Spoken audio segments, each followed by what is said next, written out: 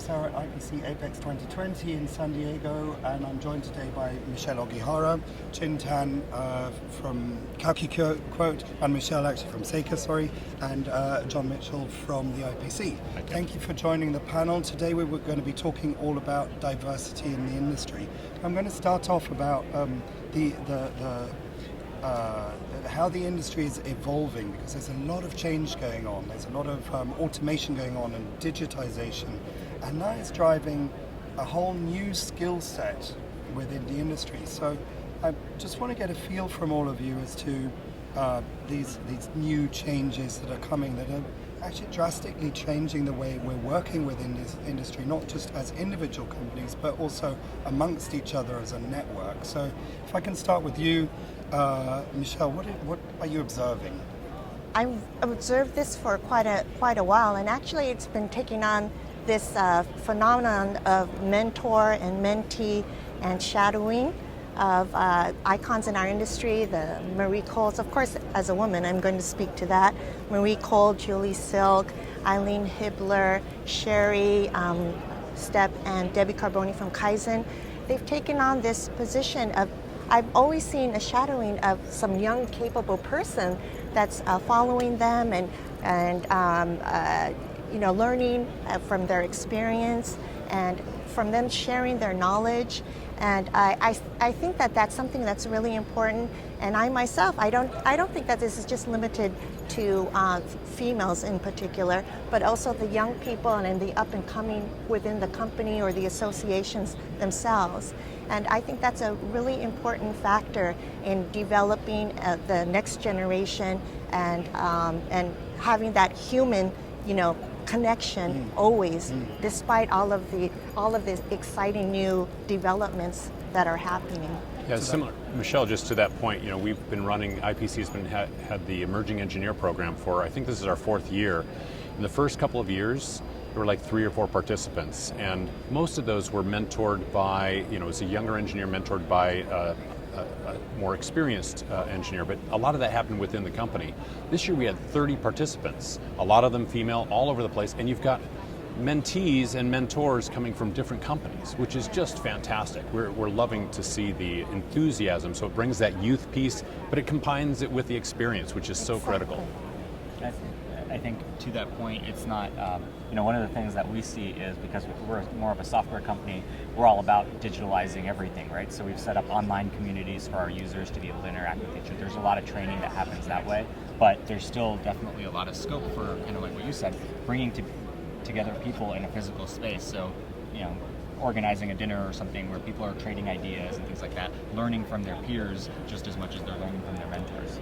Well, and that whole diversity, just the idea of diversity, to me is something that I've done a little bit of study on, but just it's so critical. I mean, diversity has to, it's male and female, it's different ethnic backgrounds, it's different cultural backgrounds, it's different experiential backgrounds, it's young and old. The more chaotic it is, the better the solutions that are coming out of it, because if we get into this mode of thinking where, this is just how it's done, then we're dead. The industry is dead. We stop innovating, but you bring a young engineer from Blue Origin, and I met this young engineer. She was at our first timers reception last year at Apex, and now she's an emerging engineer. But the kind of person that's going to raise their hand and say, "Why are we doing it that way?" Or have you ever thought of doing it this way? And suddenly, for those who aren't stuck in our ways, we're able to go, "Oh, actually, that's a good question. Why do we always do it that way?" And that's what makes this industry continue to thrive and continue to innovate. Mm-hmm. And that must be changing at a very fast pace, in line with what's going on technologically.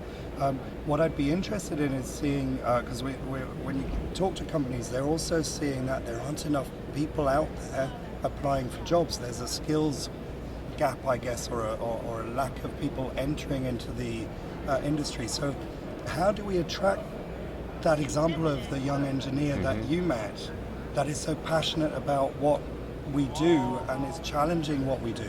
How do we get those people into our industry for us to mentor them, but also for them to bring these fresh new ideas into what we do? So we've got just literally right now happening as we speak, there's 10 high schools with 200 students about to descend upon Apex.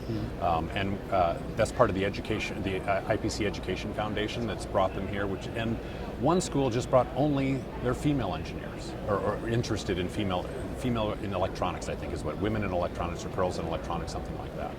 And then we just started the Education Foundation a year ago. We're already in 27 universities around the globe. So, and as we're out there, we're trying to, first, there's a perception issue. The minute you say manufacturing, people think, oh yeah, that's not cool. I don't want to do that. That's dirty. And so one of the things that we're trying to do as we go out to these hundreds of thousands of students all over the world is let them know they're wrong. These factories, they're filled with artificial intelligence. They're doing really cool stuff with 3D printing and robotics. This is the future, you know? So get involved and come get involved in this industry, because they all imagine that they're going to, you know, I don't know what they imagine, but they don't picture the factory as a place of technology, and it's clean, it's high tech, it's cool. And so we're trying to change those perceptions, as well as give them education courses so that they can get certified and get part of your industry credentials right while you're even in high school now. So we're trying to, that's one of the things that IPC's Education Foundation. And interesting that you launched it just a year or two ago, and already it's seeing such tremendous growth.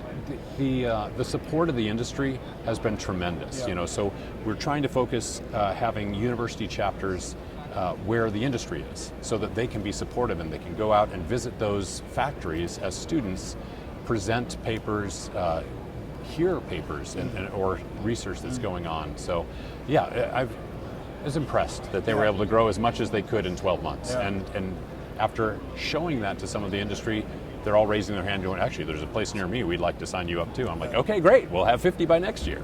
So. And Chintan, you mentioned different types of activities you do with networking lunches and things. What sort of activities are bringing in these new people with new talents? Yeah, so I mean, for us as a software company, we definitely wanted to recruit, you know, very diverse thought base, and so we do things like organizing hackathons, right? So part of our, oh, that's cool. So what is this?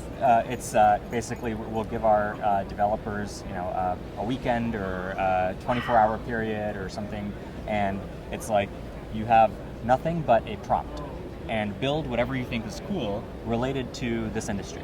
Right, and so I mean, we have some of them are great ideas that you're like, man, I would have never even thought about that. So like as an example, we did a hackathon with our team, and we said apply machine learning to solve problems in electronic supply chain. And you know, there was some great ideas about identifying part relationships using parametric data, and then there was like, I want it to voice recognize the part number that I speak. Right, sure. Which I don't know when I'm going to say a full part number off the top of my head. Yeah. But either way. But if you're looking at a manual and you're reading it out, then you don't have to type it, right? Exactly. Yeah. And you can be hands-free with it and things like that. And so what I like about that is there's people out there that have so much creative potential that they've grown up with being preached that creativity is a good thing, but then they view manufacturing as like this rigid, process-oriented, you know, do the same thing every day thing, and then they realize like, no, there is plenty of room for continued innovation, and so that's how we kind of spark that interest and make it very attractive for people to join into this space. Your comment about the creativity, I think, is so important. As you think about this industry going into the future, if you want to be recruiting and trying to fill those gaps, you need to recruit for creativity. And I don't know that there's a test. Wouldn't it be great if you could go and say, oh, their creativity score is 83.4, you know, but we can't do that yet. I imagine someday we'll figure it out. But really, that's what we're trying to solve for. You know, if you're bringing somebody in, yes, they need some basic skills, but we can teach those skills. It's hard to teach creativity. Exactly, and I think creativity is also not just limited to the arts or in engineering specifically, but in every aspect of how you live your life and how you work at your jobs. And I think that part of it is what we need to really emphasize, that creativity is something that is enjoyable and that can be developed in every aspect of our jobs. Otherwise, sometimes it does feel mundane. Yeah. You know, if you're at your desk and you're just thinking that you're just going rote, but if you make and you think about how can I do this to make this more enjoyable and make it more appealing to everyone around me in my environment, then that's also, I think that's what IPC is doing a great job of focusing on. The SMTA, the associations, I think it's our responsibility as individuals to contribute and get more involved and not be afraid of thinking, well, who am I to say or to join in and to do anything? Sometimes I know also for sometimes as a female that all of our ideas, we think everybody else has the same. But no, it's something that we have to have more confidence in saying, I have something to contribute.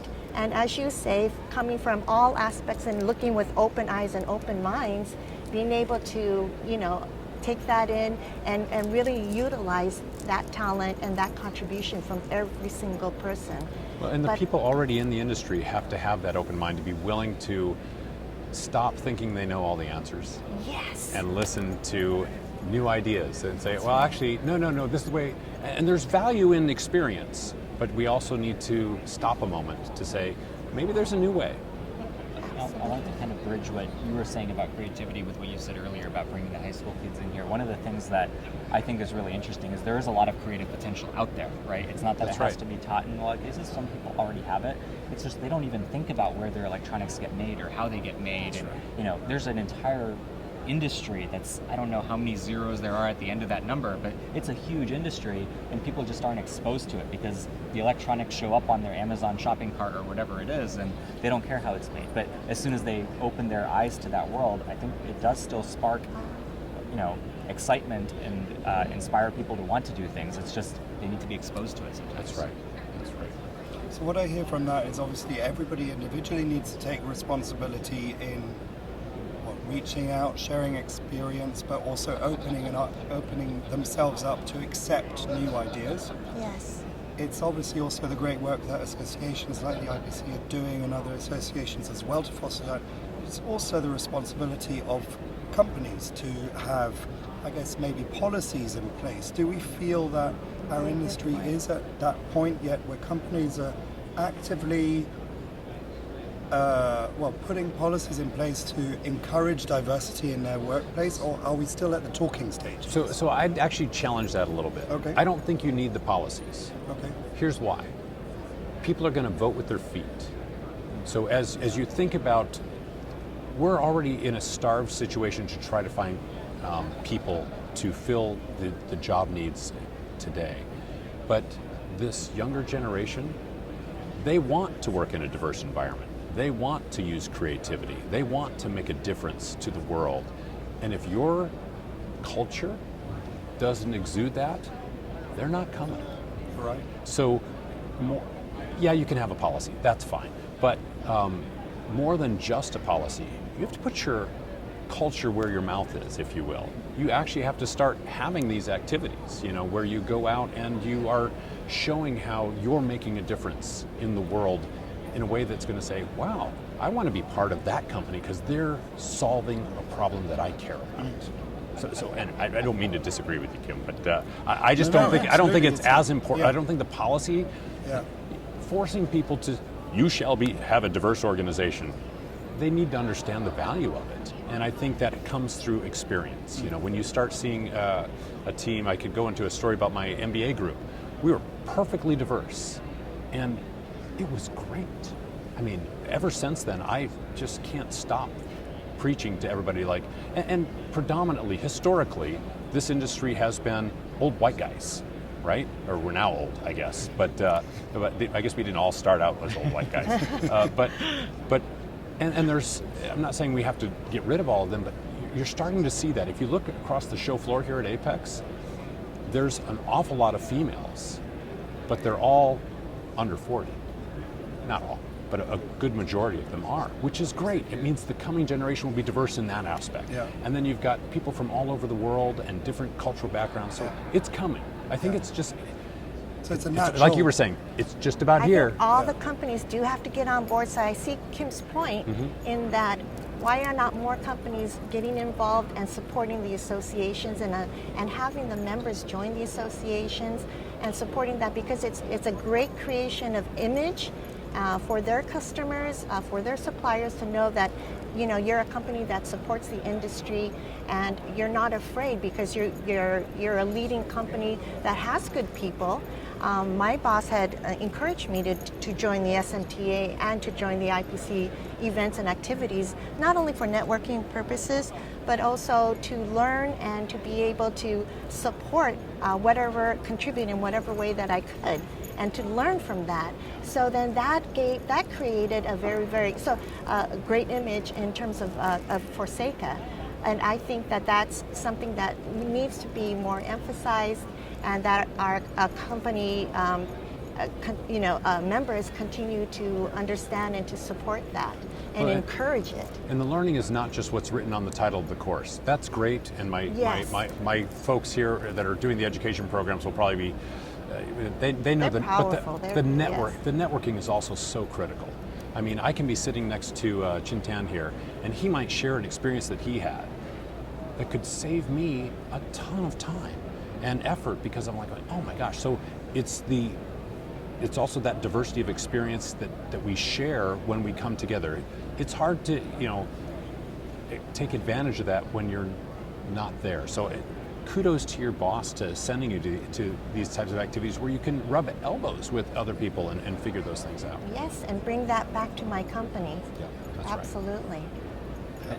I think from my perspective, it's there is the policy side, there is the just the culture side of it, but there's also, I think there is an onus on individuals as well, right? I mean, you have to want to get involved. You can't expect somebody to send you out the door every time. They can encourage it, yes, but right. at the same time, like I do see there are lots of opportunities out there that go by the wayside, and the associations sometimes are left wondering, like, why aren't people interested in this? But it's because I think everybody kind of has to work towards this, right? If you want to see diversity in something, you also got to be interested in participating, right? So I think it goes on all sides, but I don't think there's a cap on how much we can do to encourage that. Yeah. And just bringing it around to what you said at the beginning, it's that mentorship, it's the networking, it's the sharing of experiences, not just within your own company walls, but beyond, and maybe even beyond our own industry. Let's not just focus on our own industry. We probably learn from other industries out there and what they're doing, and they can learn from us and vice versa. I sort of see it in that networked world. This is what we're in. We're in the 5G of diversity. There isn't an industry that isn't our industry anymore. Name an That's industry true. that doesn't use electronics. Yeah, absolutely. Right? So, That's right. but you're right. We need to be working with them all to understand. Yeah. So still very exciting. Thank you very much for your insight into your experiences and feelings about it. I'm sure we'll see lots of great developments. So thank you, and enjoy the rest of the show. Thank you, Kim. Thank you very much. Thank you.